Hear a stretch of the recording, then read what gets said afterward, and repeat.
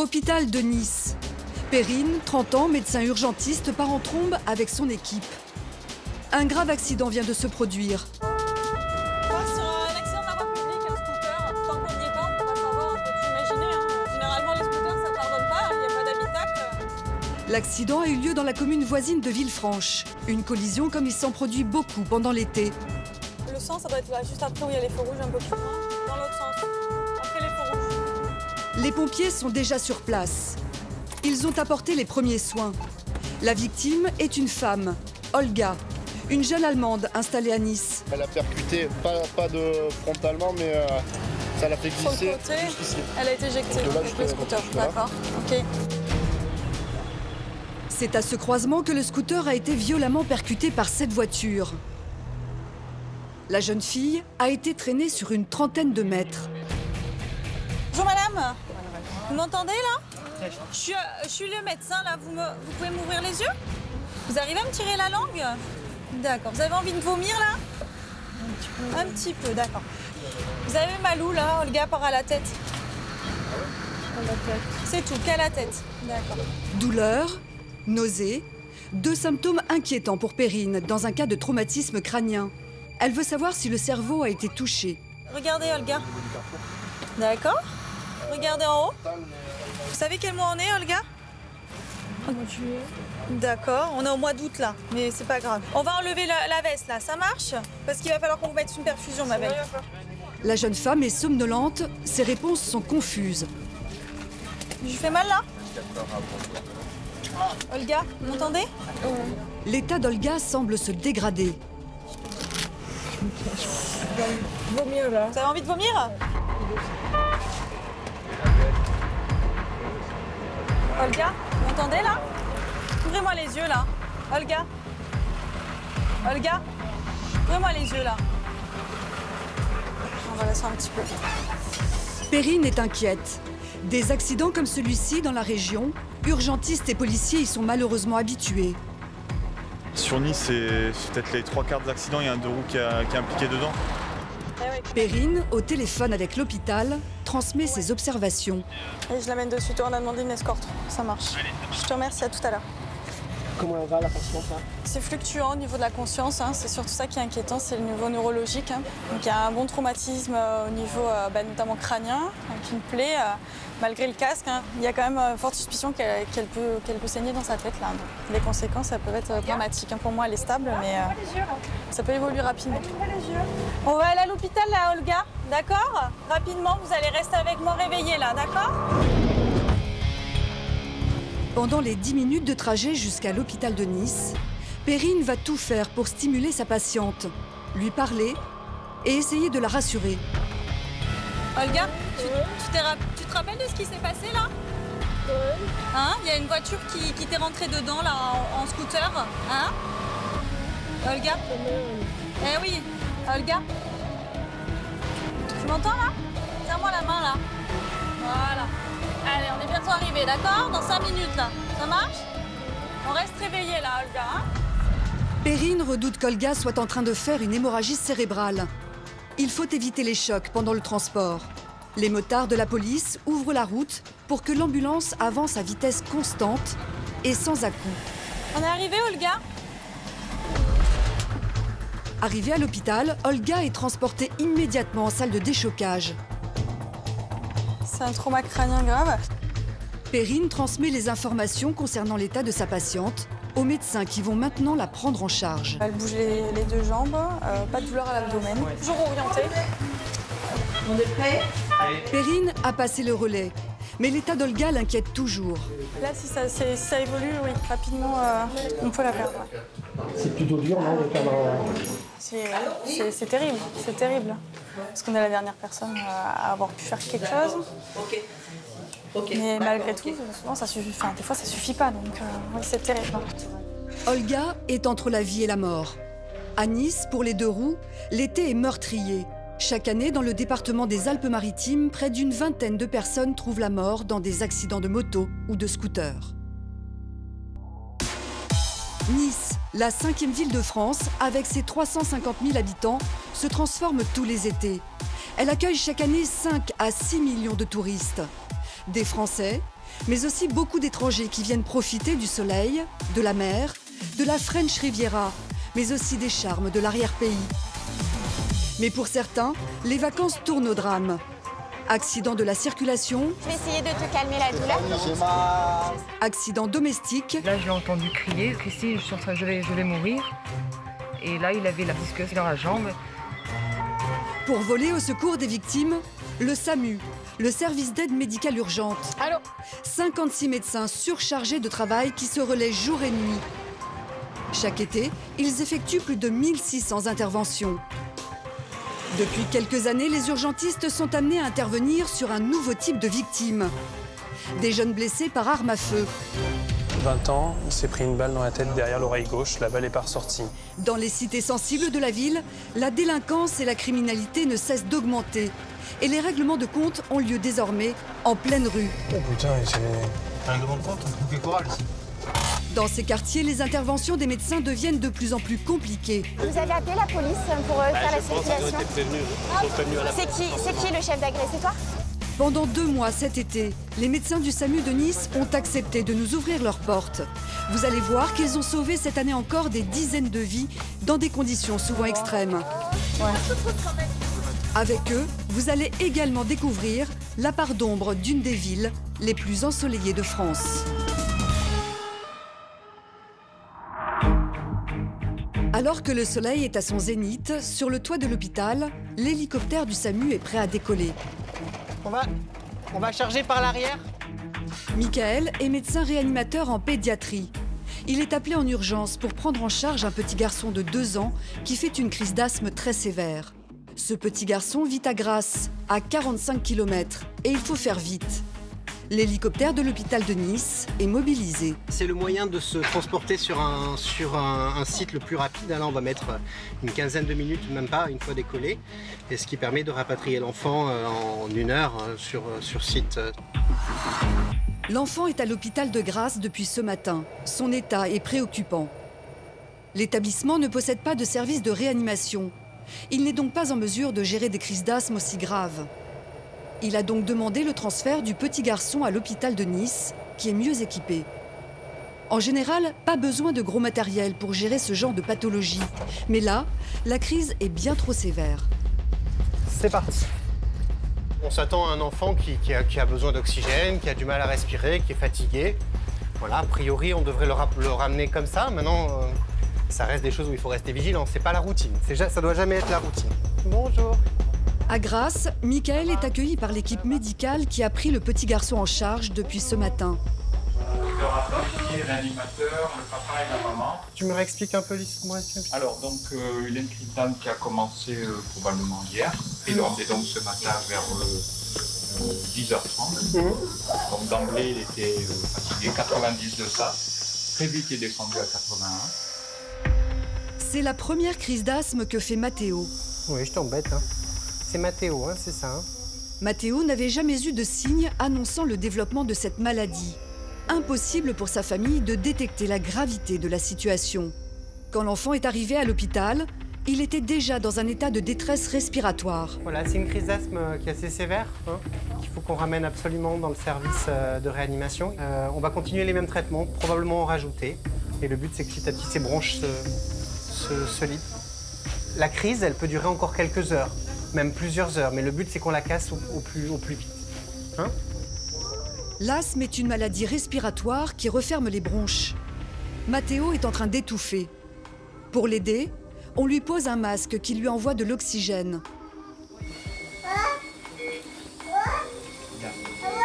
Au revoir. Tu dis au revoir, c'est ça? Tu dis au revoir? Tu veux plus nous voir? Tu veux plus nous voir? Mais la crise s'aggrave. L'aérosol ne suffit plus. J'ai tout. Allez, je te donne un coup de main sur les jambes. Mathéo doit être transporté en soins intensifs à l'hôpital de Nice. Attends, on va bien l'asseoir. Hein. Vous ne sentez pas trop impuissante? Si, malheureusement. On n'a plus qu'à attendre et puis on leur fait confiance. Hein. Donc là, on part. Vous voulez lui faire un petit bisou?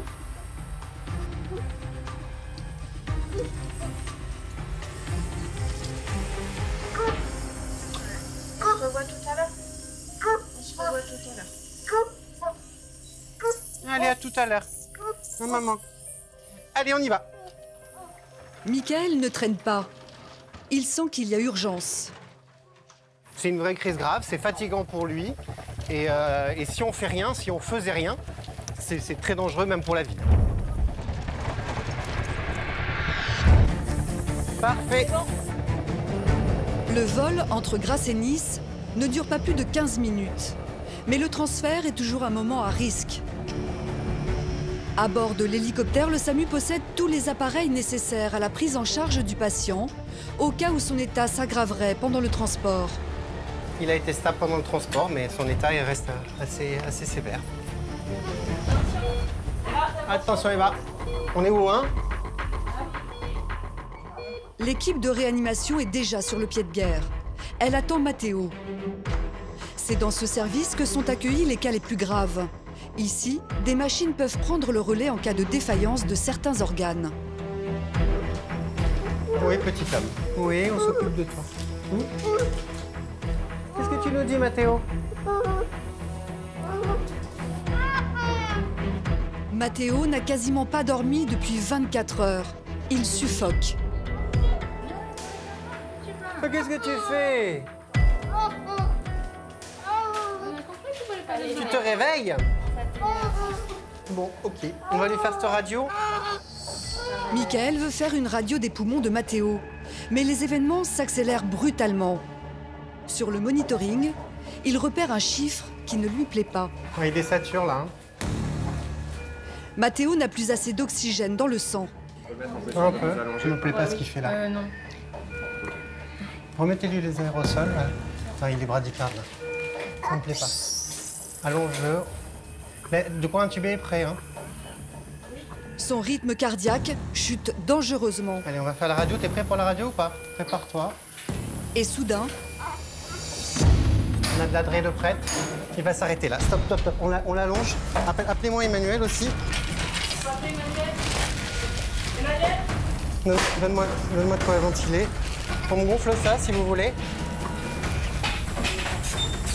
La planche de massage, s'il vous plaît. Les électrodes y sont. Le cœur de Matteo s'est arrêté.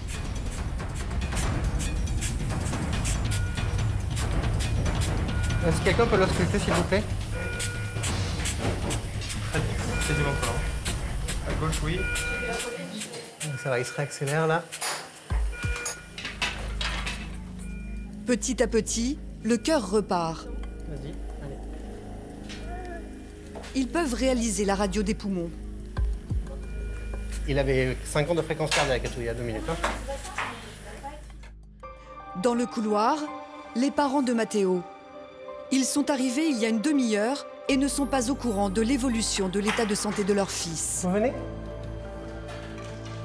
Michael les prend à part pour les informer de la gravité de la situation. Je peux vous dire qu'on a progressé par rapport à tout à l'heure. On est loin d'être sorti de la période critique, dangereuse pour sa vie. Il faut que nous et lui, on tienne ce petit fil qu'on a attrapé là. On va tout faire pour. On n'est pas à l'abri de le lâcher. On essaiera de toute façon de tout faire pour le récupérer si on le lâche. Et voilà, et petit à petit, le temps joue pour nous. Mais il faut passer cet orage, cet énorme orage là. Et voilà, et on est dedans et on sera dedans jusqu'à au moins demain. Merci pour tout. De rien, de rien. Dans la salle de soins intensifs, l'équipe continue de s'affairer auprès de Matteo.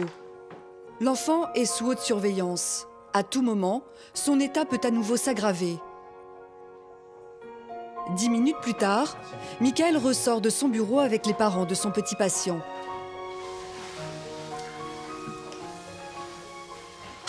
Comment ça se passe? J'ai expliqué aux parents que la situation était grave et que c'était une crise d'asthme qui s'est beaucoup dégradée là, depuis une heure ou deux, là, une bonne heure en tout cas, et que je les ai prévenus que la situation était difficile, qu'on allait se battre pour l'améliorer, mais qu'il y avait des risques pour sa santé, pour sa vie. Dans la salle d'attente, les parents sont effondrés. Le médecin vous a annoncé qu'il avait autant de chances de vivre que de... faut être fort pour lui, mais ça nous détruit. Mais bon, on leur fait confiance. C'est ça qui tient? Oui. Oui. On a confiance en lui aussi. Puis on sait qu'il va se battre jusqu'au bout. Le petit garçon de 2 ans se bat toujours contre sa crise d'asthme. Il est dans le service de réanimation depuis maintenant 2 heures. Bonjour, bonjour Mathéo. Bonjour. T'es de nouveau parmi nous? Eh ouais. Oui, je t'embête, chouchou. Ouais, c'est beaucoup mieux. La situation a été précaire pendant une bonne heure et demie. Hein. Et puis là, les choses semblent s'améliorer, ils semblent se stabiliser, l'oxygénation se passe mieux, la respiration se passe mieux. On espère que le plus dur est derrière nous. Mais ça reste une situation instable avec un pronostic qui reste engagé. On va aller chercher papa et maman, hein? Comme ça, tu peux les voir. Ils attendent, ils sont juste au bout du couloir. Les parents de Mathéo n'ont pas vu leur fils depuis qu'il est aux urgences. Son état ne le permettait pas. Et les blouses, il y en a là-bas pour les parents? Ils vont maintenant pouvoir le rejoindre. Allez, venez. Regarde qui on amène. Regarde. J'ai mon coquin. Regarde, qu'est-ce qu'elle a? Mon petit bouchon. Regarde. C'est maman.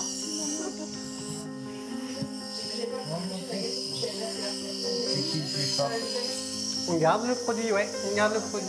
Il veut tout arracher. Tu le tiens avec la main? Et elle est où, maman? Elle est où, maman? Ah oui, elle est là, maman. Elle est où? Et ça, c'est qui?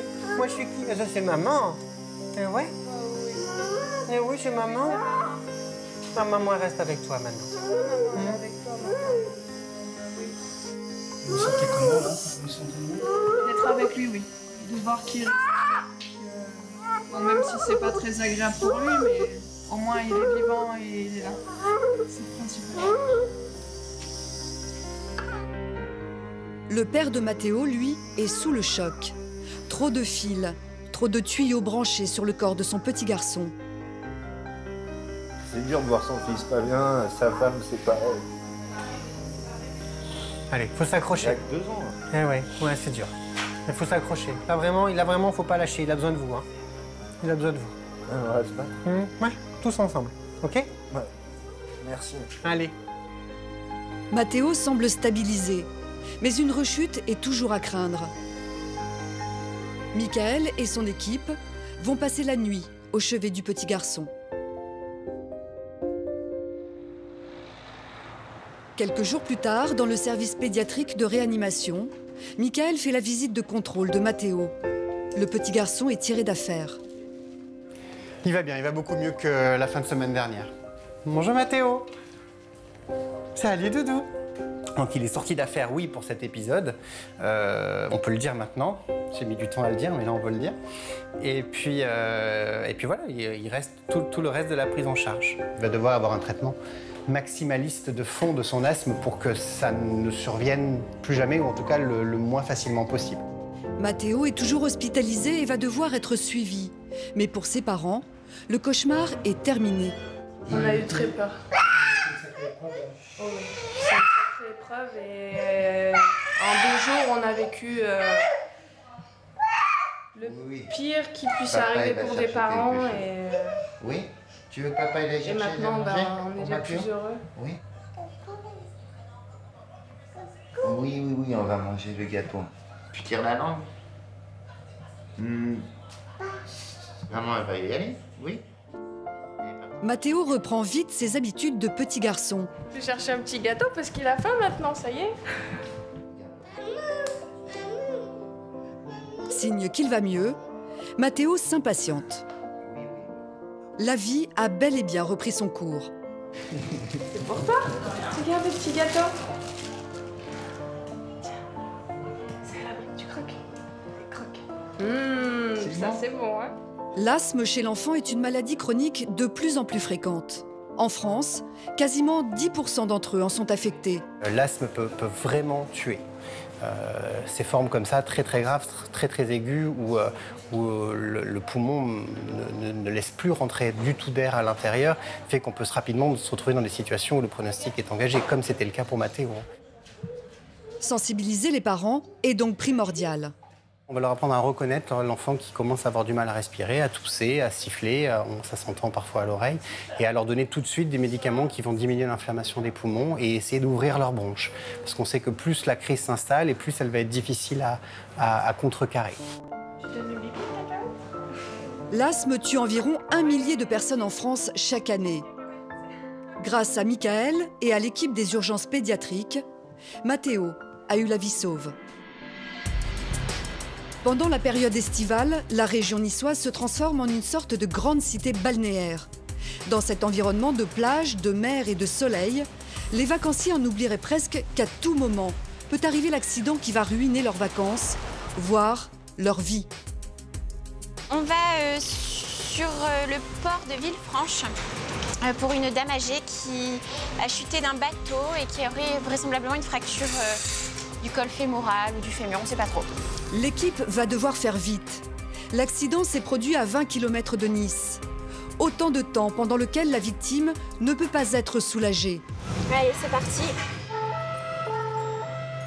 Stéphanie et son coéquipier foncent à travers la ville. Bientôt escortés par une voiture de police qui leur ouvre la route. Merci. D'accord. Merci. L'accident s'est produit sur un bateau à moteur dans le port de plaisance de Villefranche. Les pompiers sont déjà sur place. Bonjour. Femme 81 ans qui a chuté dans les escaliers de son bateau, suivi pour un problème cardiaque chez son pédigré dans la pochette. Oui. Suspicion de fracture du fémur. Fracture ouverte ou fermée? Fermée, fermée. Fermée, d'accord. Par contre, très elle est hyperalgique? Tu verras. Bonjour. Bon ouais. Bonjour. Alors dites-moi, c'est une chute accidentelle, c'est pas un malaise, hein? D'accord, ok. Bon, au niveau de la douleur, sur une échelle de 0 à 10... si je bouge, c'est 10. D'accord. Jacqueline, 81 ans, s'est fracturé le fémur en tombant dans ce petit escalier. Depuis, elle est coincée entre le mur et la cuisinière. Bon, la seule chose, c'est du fait de l'exiguïté du lieu, on va devoir vous endormir pour pas que vous ayez mal, pour vous évacuer, d'accord? En bas. Donc, ensuite, vous allez vous réveiller, vous serez déjà installé dans le camion des pompiers. Hein? Vous êtes étonnamment calme. Vous gérez super bien la douleur ou vous avez pris quelque chose avant qu'on arrive? D'accord. Malgré la douleur, Jacqueline garde le sourire. J'ai fait beaucoup de sophrologie. Je te prends le garrot. D'accord. Mais là, madame, vous étiez en vacances? Stéphanie, la pétard, tu vas pas. Tu veux une seringue de combien? Alors, je suis tout le temps en vacances. Alors, on va faire 1 mg d'hypno et... Jacqueline habite à Paris, mais elle passe 6 mois de l'année à Villefranche, sur le bateau de son frère. Vous étiez en vacances, là, monsieur? Oui. Vas-y, tu peux pomper, peut-être aller mouler. Je devais rentrer à Paris dans 2 jours.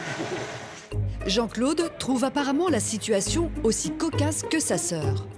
Pourtant, l'évacuation de Jacqueline ne s'annonce pas facile. Impossible d'amener une civière dans l'entresol où elle est tombée. Donc on va faire un peu comme on peut. Le tout, c'est que la patiente n'est pas mal. Donc on va l'endormir et puis on va essayer de se mettre un petit peu plus loin. En plus, ça tangue.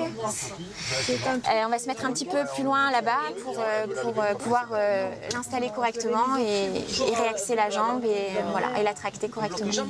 Vous me dites quand vous êtes prêts, comme ça, c'est bon? Allez, je vous mets le masque. Donc, voilà, c'est bon, je lui ai déjà dit. Ça va?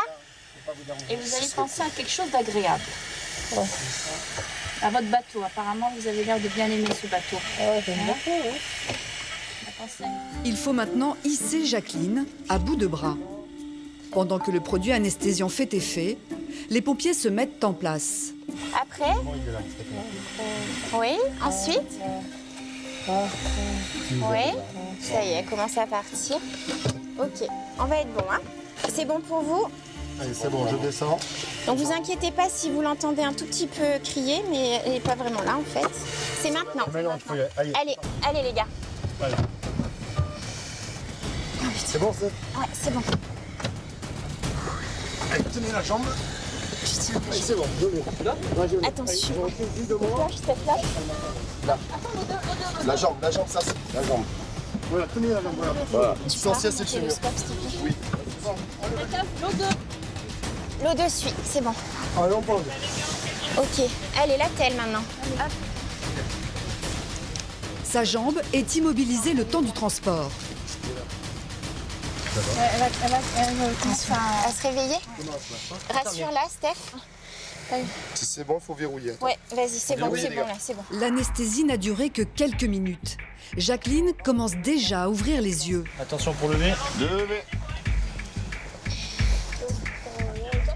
Ligotée dans sa civière, la patiente peut maintenant quitter le bateau qui aura donné bien du fil à retordre à l'équipe médicale. Moi, je vais tomber à l'eau, moi. Voilà. C'est bon, j'ai. Selon son souhait, la patiente va être conduite dans une clinique privée de Nice. Merci les gars. Tu fais un peu... Enfin, je sais pas qui conduit, c'est... C'est lui qui conduit. Enfin, juste attention sur les dos d'âne, de pas les prendre trop vite. Bon, Jacqueline, je passe te voir tout à l'heure. Hein. Elle dit ne te fatigue pas. Ça me fatigue pas d'aller jusqu'à Nice. C'est beau ça quand même. Ouais. Elle est dans le brancard, c'est pas encore un souci pour vous. Moi je dis que c'est beau. Bah, c'est ma grande sœur. Elle a le moral, votre grande sœur. Hein. Moi je dis que c'est beau. Oui. Jacqueline a repris ses esprits et fait déjà la causette à toute l'équipe. J'ai rarement vu quelqu'un avec une fracture aussi déplacée du fémur qui reste avec le sourire à nous attendre. J'ai jamais vu ça. Que voulez-vous? Maintenant, il faut que je me débrouille pour que ça se répare le plus vite possible. Non, mais vous allez être vite sur pied. Franchement... Jacqueline est attendue à la clinique non loin de là pour se faire opérer. Mais elle va devoir attendre encore un peu, car le trajet leur réserve bien des surprises. Tu veux pas faire demi-tour? Fais Steph, il y a un accident gravissime là apparemment avec un blessé lourd. On va faire un stand-by. Qu'est-ce qui se passe là? Alors là, apparemment, il y a un accident là sur notre route, un accident grave. Comme il n'y a pas encore de secours médicalisé, je vais juste m'arrêter, vérifier et demander les moyens adéquats si besoin. Seuls les pompiers sont déjà sur place. Ok, salut, on est en inter là. C'est quoi? Bonjour. Bonjour. Alors, regarde, on a Ok. vraiment le... Ouais, donc il nous faut un moyen médicalisé. Ok. Je sais pas, tu l'as demandé? Ça fait un moment là, je sais, j'ai mal. Ok. Tu peux me préparer, s'il te plaît? Il faut de quoi perfuser, s'il te plaît. L'accident de scooter s'est produit en plein cœur d'une cité. Il y a déjà un attroupement. L'un des deux jeunes accidentés a une fracture de la jambe avec un gros déplacement. C'est comment ton prénom? Ok, moi c'est Stéphanie, d'accord? Je vais essayer de te calmer la douleur. J'ai mal. Je sais, on va te calmer. On décompte, dans 2 minutes, t'as plus mal. Fracture ouverte du tiers inférieur du tibia. Tu peux me filer ça de quoi désinfecter déjà? Vous avez appelé la police pour faire la circulation? C'est qui le chef d'agré? C'est toi? Faites en sorte que j'ai plus mal. Mais vas-y, toi, avec ton film, la côte de ta merde. Je te tue, toi. C'est pas toi qui filme, c'est moi qui... La foule commence à s'agglutiner et l'ambiance est tendue. Une bouteille d'eau est lancée sur notre caméra. L'équipe du SAMU arrive, mais la foule se presse toujours autour de l'accident. Les badauds s'immiscent carrément au milieu des équipes médicales et compromettent le bon déroulement des opérations. Bon, les flics là, il faut qu'ils se... Il y a quelqu'un qui peut m'enlever les enfants et tout là-bas. Il me faut une bande. Jacqueline, elle, attend toujours dans son camion. Ça va, madame? Ça va? La police arrive enfin et essaye de repousser la foule. Stéphanie a géré l'urgence. Elle passe le relais à ses collègues. On a un malade en fait. C'est bon, ouais. Désolée, hein, Jacqueline, hein, on y va. On y va parce que là, ça commence à... On repart. C'est violent là. Ouais. On est dans un quartier un peu chaud là de Nice et... Mais bon, c'était délicat, on peut pas ne pas s'arrêter, c'est pas possible. Stéphanie et son équipe quittent les lieux, laissant derrière eux une situation explosive. Ça peut rapidement dégénérer et l'objectif c'est vite de le calmer pour l'extraire. Et surtout mettre en sécurité et le patient et l'équipe. Et les équipes. Jacqueline arrive enfin à la clinique sans nouvelles embûches. On est à Saint-Georges. Alors, Votre vous allez souhait. me quitter? Bon, on va vous déposer jusqu'aux urgences quand même. Puis après, oui, on va vous laisser. Eh bien, je vous souhaite bonne chance. Ben, c'est C'est pas fini, on a encore 5 minutes avec encore 5 minutes avec vous. Elle sera opérée le lendemain matin et ressortira sur ses deux jambes quelques jours plus tard. À Nice, le fossé des inégalités sociales se creuse de plus en plus. Dans les quartiers défavorisés, l'accueil est parfois hostile. Mais cela ne surprend plus les hommes du SAMU. En revanche, ils ont de plus en plus affaire à des interventions d'un nouveau genre. On part sur un blessé par arme à feu. 21h30. L'équipe du SAMU est appelée sur une intervention. Rémi, le médecin réanimateur, ne dispose que de peu d'informations concernant l'état du patient. Il sait juste qu'il a reçu une balle et que ses blessures sont graves. Oui, ça peut être assez compliqué. Apparemment, il y a une plaie de la tête aussi. Alors, si c'est tiré dans le crâne, ça peut être assez compliqué. Direction Saint-Roch, un quartier au nord de la ville.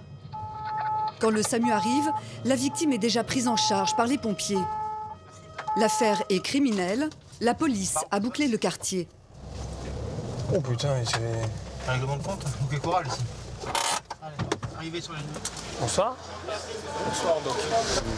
Un blessé arme à feu grave, donc ouais. Il y a une balle, je pense, à minimum à pleine tête. Il respire et... Ouais, il respire, ça il respire, mais il est vraiment... Bonsoir. Oh là, ouais, d'accord. Le règlement de compte a eu lieu il y a quelques minutes à peine. Ce jeune homme est âgé d'une vingtaine d'années. Là, il a pris la balle dans la tête apparemment et ça saigne, il est complètement inconscient. Là, c'est grave? Oui.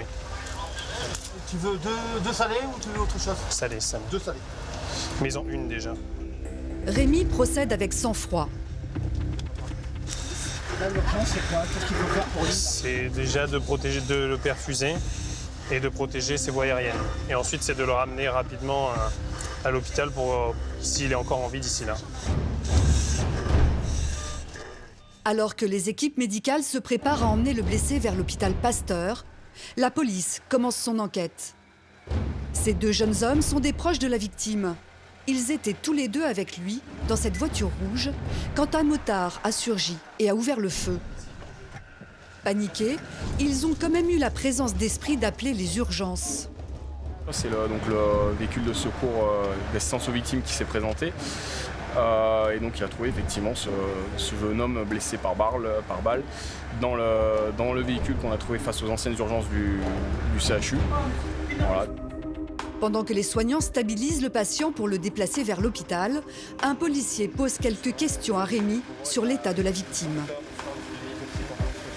que vous pouvez faire un petit point sur l'état Il a pris la balle de l'oreille ici, avec des matières cérébrales qui sortent et tout ça. Enfin, il n'est pas en arrêt cardiaque, mais je pense qu'il est très bien. On n'a pas de point de sortie non plus? Non, non, j'ai pas trouvé en tout cas. Est-ce qu'on a d'autres blessures apparemment non. Apparemment non. D'accord. Là, vous l'emmenez en réa? En réa, faire un scanner et voir s'il arrive jusque là-bas. C'est bon, pour moi c'est bon, on y va. Le patient intubé et stabilisé peut enfin être transporté à l'hôpital. Les témoins de leur côté vont être entendus au commissariat. Dans l'ambulance, Rémi ne cache pas son inquiétude. Il sait qu'il peut perdre son patient à tout instant. Il y a la balle qui est restée dans le crâne. Il peut passer en mort encéphalique ou en mort cardiaque à tout moment. Donc c'est pour ça qu'il faut aller assez vite. Arrivé à l'hôpital, Rémi remet son patient entre les mains des médecins de garde. 20 ans, il s'est pris une balle dans la tête derrière l'oreille gauche, la balle n'est pas ressortie. Il a du cerveau qui sort et il m'a envoyé un jet de sang, tu vois, derrière. Donc à l'arrivée, 62 fréquences, une tension à 16, une SAT à 100%. Et ça saigne énormément. On a essayé d'y faire un compressif, mais tu vas voir, il y a quand même plein de sang dans les draps dessous. Le patient respire encore. Il est amené en radiologie pour passer un scanner. Le verdict approche. De l'autre côté de la vitre, derrière ces écrans, le radiologue interprète les clichés du cerveau du jeune homme et observe la trajectoire de la balle. Apparemment, elle est rentrée là, parce qu'il y a un morceau d'os qui est cassé là. Elle a dû remonter en allant vers le haut, et elle s'est arrêtée là. Elle a tapé sur l'os, elle a un peu décollé l'os. Mais ce n'est pas tout. L'imagerie révèle d'autres éléments, beaucoup plus graves. Il y a plusieurs morceaux. Tout ce que vous voyez qui flash un peu comme ça, c'est des morceaux de balles. Là, c'est des morceaux de balles, là, c'est des morceaux de balles. Là, c'est des morceaux de balles. Et tout ce qui est un peu plus blanc, comme ça, c'est du sang. Partout, là, c'est du sang. Le diagnostic du jeune homme est sans appel. Bah, je pense qu'on peut rien faire. Parce que tout a été fait, on peut pas retirer la balle et le cerveau il a grossi dans le crâne. Il y a du sang partout, il n'y a plus du tout d'espace pour le cerveau, donc à mon avis, il va pas s'en sortir. C'est quand même quasiment sûr. Bon, il va sans doute décéder dans les heures qui viennent. A priori, le chirurgien disait qu'il n'avait pas de geste chirurgical qui était faisable vu l'étendue des lésions. Donc il va finir par faire l'arrêt cardiaque. D'accord. De toute façon, c'est étonnant même qu'il n'ait pas déjà fait depuis. Et en effet, 1 heure plus tard, son cœur cessera de battre. Des crimes de sang comme celui-ci, les urgentistes de l'hôpital de Nice n'en voient pas passer tous les jours, mais de plus en plus. Tout juste 1 semaine avant, un jeune homme est mort d'une balle dans un autre quartier difficile de Nice, au Moulin. C'est une intervention qui a été plutôt difficile, plutôt dure. Oui, assez difficile, oui, vu que c'est assez inhabituel quand même de voir des patients qui reçoivent une balle dans la tête. Là, quand vous êtes arrivé, vous vous êtes dit quoi? Je me suis dit qu'il avait très peu de chances de s'en sortir, mais que si jamais la balle avait fait un mauvais trajet, peut-être qu'il aurait une chance, même si elle était très très faible.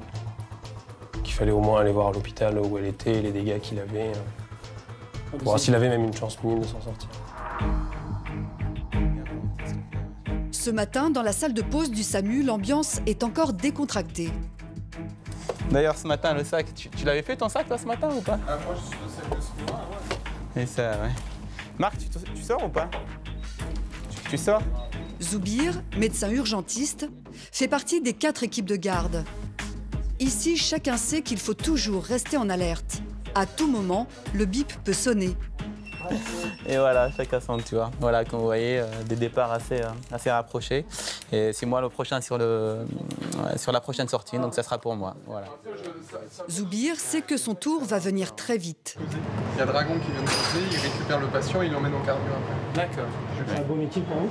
Très beau métier, ouais. Parfois c'est dur, hein. Parfois il ne faut pas croire. Hein.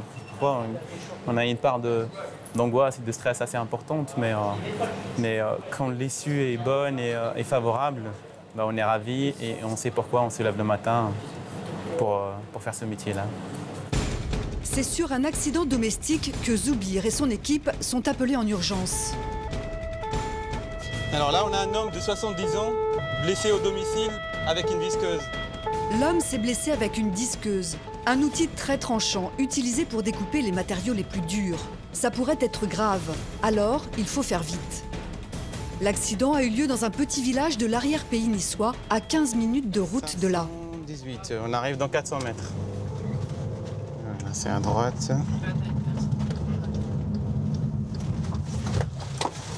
Bonjour. Cette dame est la sœur du blessé. Elle s'appelle Christine et c'est elle qui a appelé les secours. Les pompiers sont déjà sur place. Bonjour, c'est quelqu'un de votre famille? D'accord. Alors, qu'est-ce qui s'est passé exactement? Je sais pas, j'étais chez moi, oui. J'ai entendu hurler et là j'ai vu, il s'est ouvert tout. Il s'est tout ouvert là avec une disqueuse entièrement. Il a des problèmes de santé, votre frère, ou pas? Pas que je sache. Non, hein. Christine accompagne l'équipe du SAMU au bord de la piscine. Bonjour.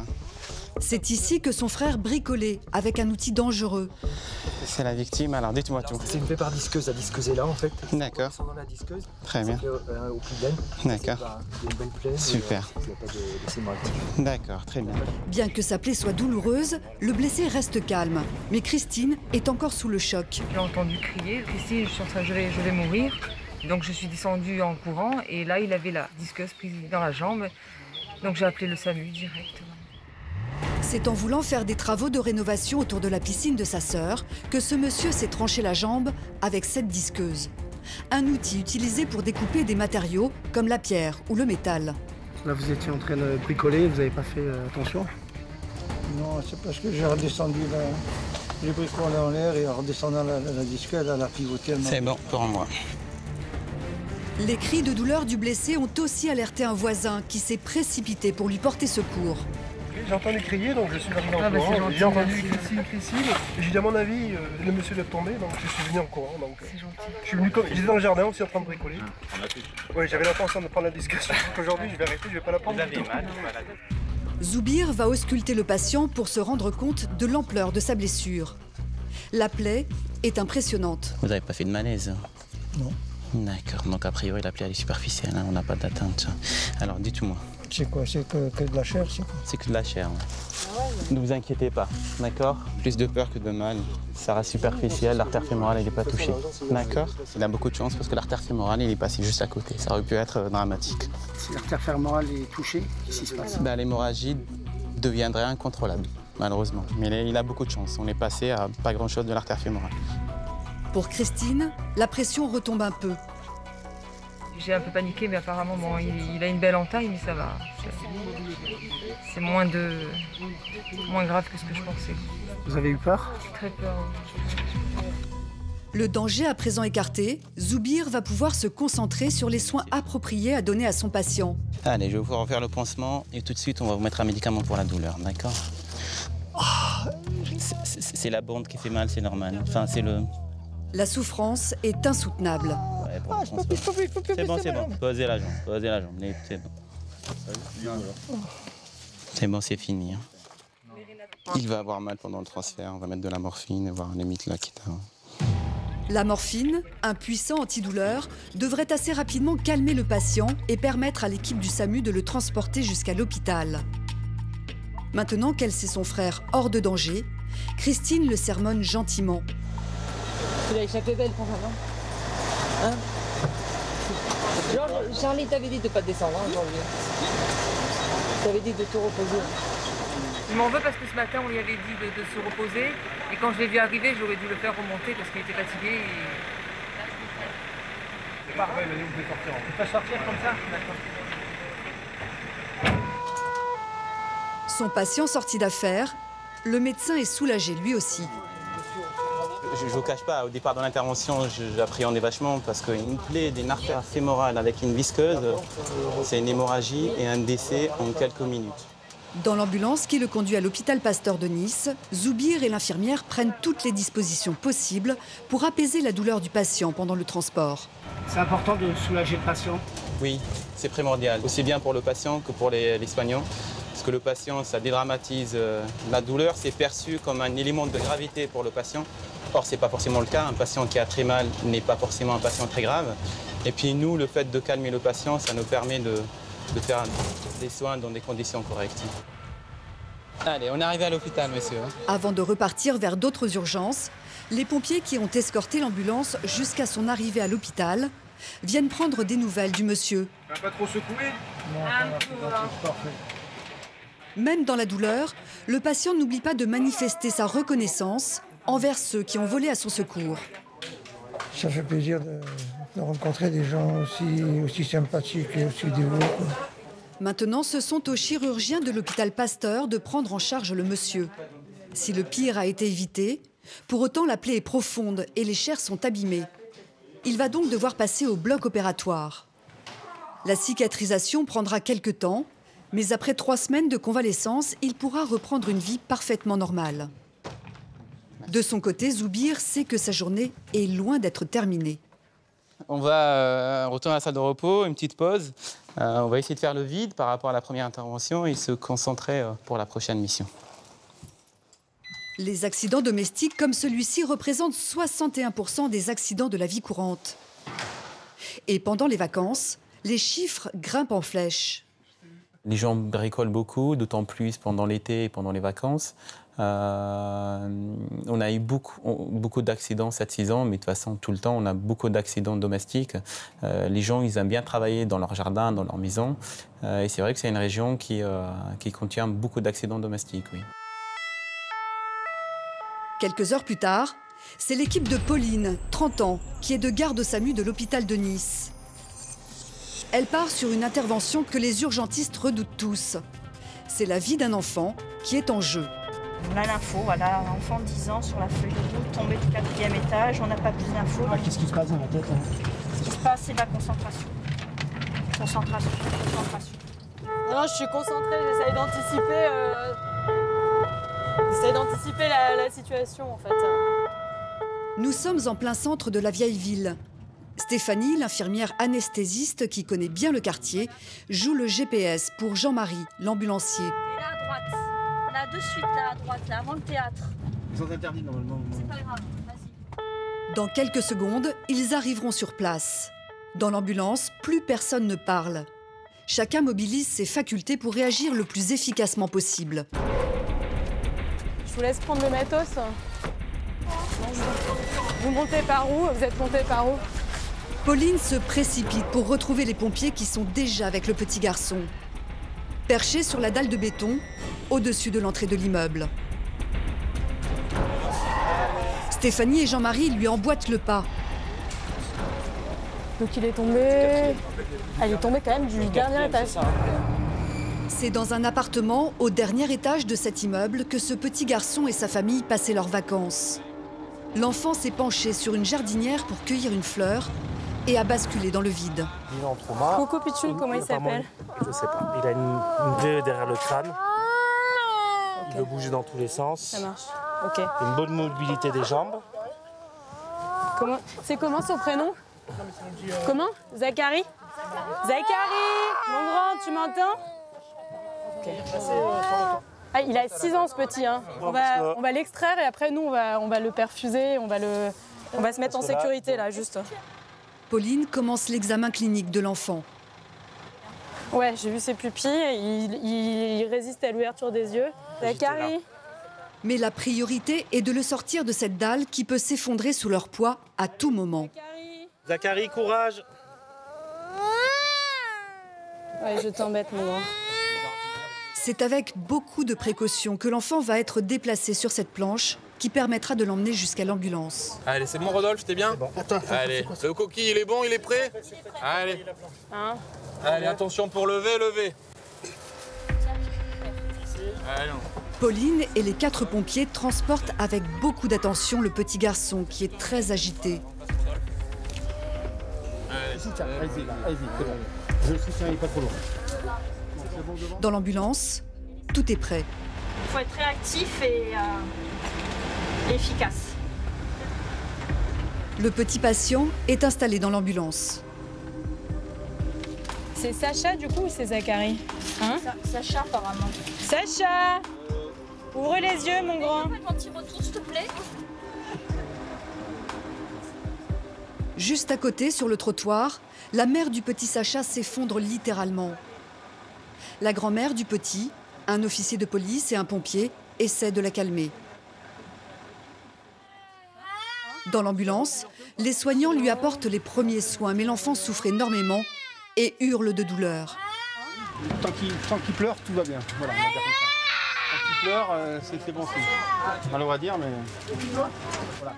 De la biceptine. Il est mis dessus déjà, ma belle. Encore, s'il te plaît. Ça marche. Allez. Il faudrait de l'oxygène, je pense. Le départ pour l'hôpital approche. Pauline est entrée en contact avec le service qui va prendre en charge l'enfant. Elle leur transmet l'ensemble des informations dont elle dispose. Allô? Donc il a fait une chute en fait depuis la fenêtre de équivalent 10 mètres. Il a ricoché sur le dernier balcon qui était celui qui était le plus avancé. Et donc voilà, donc nous on l'a retrouvé au premier étage, mais il est parti du 4e. Ouais. Okay. Elle leur fait également part du détail des soins donnés au petit garçon. Donc je suis avec Steph, il fait 21 kilos, on va l'endormir je pense à la kétamine et à la cello. On va être obligé de l'endormir, c'est-à-dire le mettre dans un coma artificiel un petit peu pour le transporter en réanimation pédiatrique rapidement. À ce stade de la prise en charge, aucun diagnostic concernant l'état de Sacha ne peut être fait. Là, on l'a conditionné parce qu'il faut qu'il soit transporté dans un bon état. Mais là, il faut qu'il ait vite une imagerie cérébrale, vite une prise en charge spécialisée, quoi. La mère attend qu'on l'informe. Pauline est toujours en liaison avec l'hôpital. Elle veut s'assurer qu'une fois sur place, tout le monde sera prêt à réagir. Ok, la maman, elle va nous suivre avec le conducteur. Ouais, elle monte dans la VRM. D'accord. Ok, là on va décoller dans pas longtemps. À tout de suite. Bonjour madame. Enfin, bonjour. On va aller rapidement en réanimation. Je vous laisse avec mon conducteur, d'accord? Là on a dû le mettre dans le coma artificiel, votre petit, pour le protéger, parce qu'il y a probablement quelque chose. On va voir. Mais là il va être pris par les réanimateurs directement en charge à l'enval, d'accord? Non mais on va voir, il a une petite plaie là pour l'instant, il est un petit peu somnolent, donc il faut voir si c'est voilà, le choc ou... Ok, là on le protège au niveau cérébral, il est bien oxygéné, et voilà, ok d'accord. Je vous laisse avec mon conducteur. La mère n'est pas vraiment rassurée, mais pour le moment, Pauline ne peut pas lui en dire plus. Il faut attendre des examens plus approfondis. Là, à première vue, bon, extérieurement, on ne voit pas grand-chose, mais tant qu'on n'a pas fait le scanner, on ne peut pas se prononcer. D'accord? Allez, on s'en occupe bien, n'inquiétez pas. C'est important de leur parler aux parents. C'est important parce que ils s'angoissent, hein, c'est clair qu'ils s'angoissent et la moindre des choses c'est de les rassurer et voilà quoi. Donc, et puis attendre, hein, c'est bien, on peut pas donner de diagnostic tant qu'on n'a pas fait de scanner. Le convoi est en route vers l'hôpital.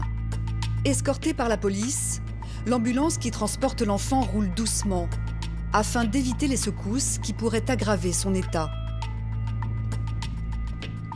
Arrivé enfin à l'hôpital Lanval, pompiers et urgentistes déplacent le brancard sous le regard désespéré de la maman. C'est bon? On a une SAT, on est pas mal. Ici. Au service de réanimation pédiatrique, Pauline transmet les constantes vitales de l'enfant au médecin qui va prendre le relais. Et il a eu aussi, tu sais, juste avant qu'on le sédate, pour l'intuber, qu'on fasse ça, des mouvements cloniques de la main droite.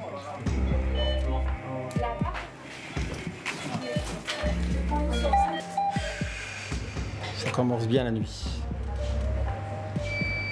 C'est ça le SAMU, hein? C'est ça, c'est vrai. Il y a des jours c'est calme, mais je pense que ce soir, je pense que ça risque d'être moins calme. On commence déjà fort comme ça, à mon avis, la nuit va être longue. L'équipe du SAMU est arrivée au bout de sa mission. Le petit Sacha est maintenant entre les mains des médecins du service de réanimation. Sortir indemne, on sort, mais c'est vrai qu'on y pense. Déjà tout à l'heure, les pompiers nous demandaient, on peut avoir des nouvelles du petit, tout ça. Donc, vous voyez, tout le monde est impliqué. Je sens sous tension là encore. C'est beaucoup d'énergie dépensée en 1 heure de temps. Et c'est vrai qu'en plus, dans un traumatisé crânien grave, la première heure, c'est une heure très importante dans sa prise en charge. Donc, il faut se donner du temps, voir comment le petit va évoluer et croiser les doigts pour qu'il s'en sorte. S'il vous plaît. Merci beaucoup. Et oui, c'est chaud. T'as pris leur numéro d'ailleurs, Jean-Marie? De l'arrière, parce que tu disais... J'ai pris le nom du gamin. Donc, avec nous, on interroge Jean sur l'ordinateur de... On peut avoir les informations. Je vais appeler. Pour avoir le scan, c'est pas très bien. Dans le couloir, Pauline et son équipe vont retrouver la mère Sacha.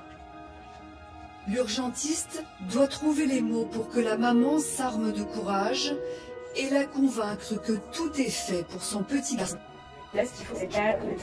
Déjà, ça se passe parce que pour l'instant, là, il se passe que c'est pas trop fort à la priorité. C'est lui et dès qu'ils vont vous voir, c'est certain. Mais là, ils sont focalisés sur lui et ils s'occupent que de lui, quoi. D'accord? Je vous souhaite bon courage à madame. Pour ses pères et ses grands-mères, l'attente est insoutenable. Pour elles, les minutes deviennent des heures. Mais impossible pour l'équipe du SAMU d'attendre le diagnostic définitif de Sacha. Elle doit se préparer pour la prochaine intervention.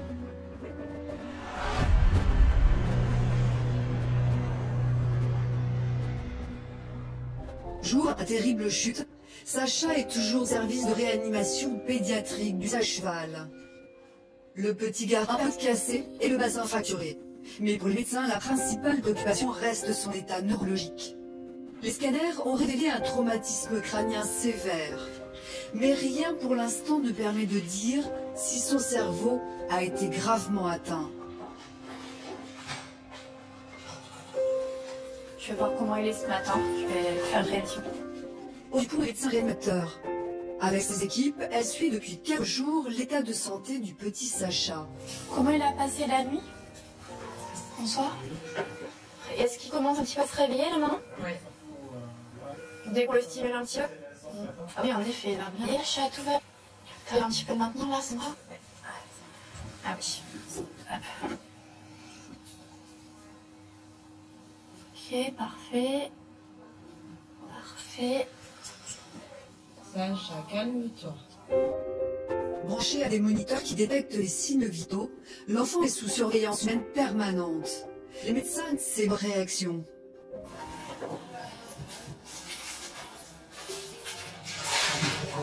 Je lui ai fait des réflexes au niveau de lui. Là, pour l'instant, tout est bon. Il a bien bougé les 4 membres, François, là, quand tu... De façon adaptée, symétrique. D'accord. Les premières observations sont très encourageantes, mais il faut continuer les soins intensifs. Tant que le petit garçon ne sera pas totalement réveillé, les médecins ne peuvent pas savoir s'il gardera des séquelles de sa terrible chute. Pour l'instant, on ne peut pas vraiment se prononcer sur comment il va être après. Mais pour l'instant, les premiers signes de réveil qu'on a sont plutôt bons et adaptés. Puisqu'il bouge vraiment les 4 membres, il a des réflexes qui paraissent vraiment normaux. Chaque année, comme Sacha, près de 250 enfants échappent à la surveillance de leurs parents et tombent d'une fenêtre ou d'un balcon. Un accident qui survient surtout l'été, quand les fenêtres sont ouvertes. 20% des petites victimes meurent sur le coup. 25% restent gravement handicapés. Alors quand on connaît ces chiffres, on comprend que Sacha est un miraculé. Aujourd'hui, le petit garçon est sorti de l'hôpital. Il va bien. Il parle, marche et ne souffre d'aucune séquelle grave. C'est grâce à ces hommes et à ces femmes du SAMU que chaque année, comme Sacha, ils sont des centaines à avoir la vie sauve.